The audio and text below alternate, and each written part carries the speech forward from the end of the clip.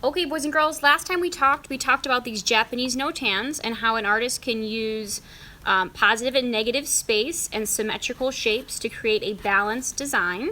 So after you finish this, we're going to start a new mini project, and it is called a skate deck. So we're going to use the same ideas of balance and symmetrical shapes and positive and negative space, but we're going to create something new. So a skate deck is something that is on a skateboard, and lots of artists design different designs to go on these skate decks. So usually skate decks are very bold, and they have bold shapes that are very graphic. So we're going to try and make our own today. Now, before we talk about how to create these skate decks, I want to show you a couple artists that have created different types of designs that use the type of designs that we're going to put on the skate decks. So this is the first artist I want to show you. Her name is Ava Zeisel. So what she does really nicely is that she has a balanced design for her works of art. So she is overlapping lots of shapes that are symmetrical, same on both sides. And the more that she overlaps her shapes, the more interesting her design becomes. So her design is very balanced because it's same on both sides.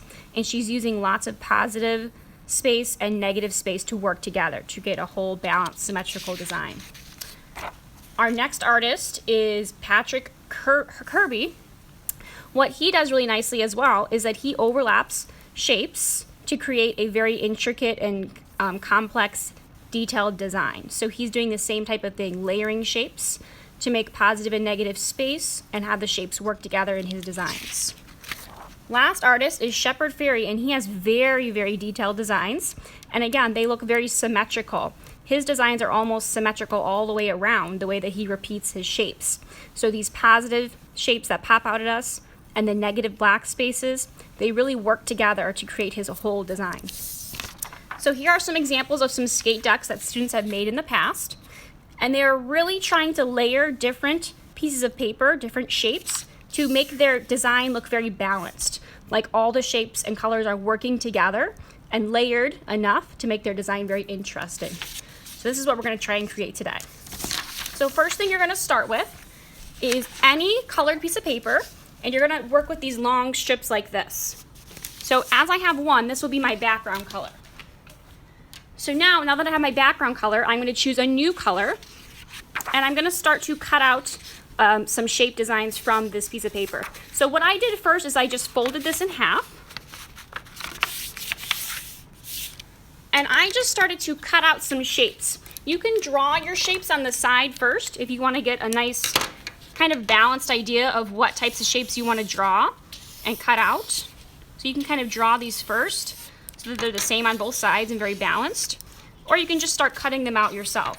So I'm going to draw along the folded side and put some shapes along the non-folded side and kind of try and make sure that I'm making the same shapes on each side. So as I've kind of sketched this out and it looks pretty balanced and symmetrical, I'm going to start to cut out my shapes and making sure that I have the same shapes on each side. So as I start to cut these out, you can kind of see that my design is now symmetrical. So when I flip it over, the shapes are starting to work together to create new symmetrical shapes. So I'm going to eventually cut all of these out. I'm just going to cut out a few to show you. So let's pretend I've cut them all out here. Okay, so if I cut all my shapes here, then I can open this up and I can take this piece and glue it onto the orange piece. So if I like how that looks, I can take my glue and just start to put a bunch of dots of glue all the way around my purple piece so that we get all of the little corners glued down very nice and neat. So once I have enough glue here, I can just press and smooth this out to my background. So now from here, I want to layer some more colored pieces of paper. So in my design, I then started with a green sheet of paper and did the same thing. I cut out balanced shapes on each side.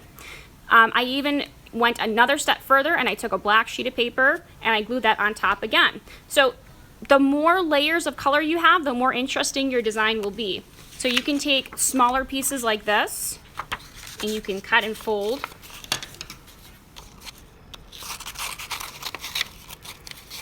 So as you cut out from both sides, it'll create new pieces like this. You can stick this in the middle so that it's really balanced on both sides.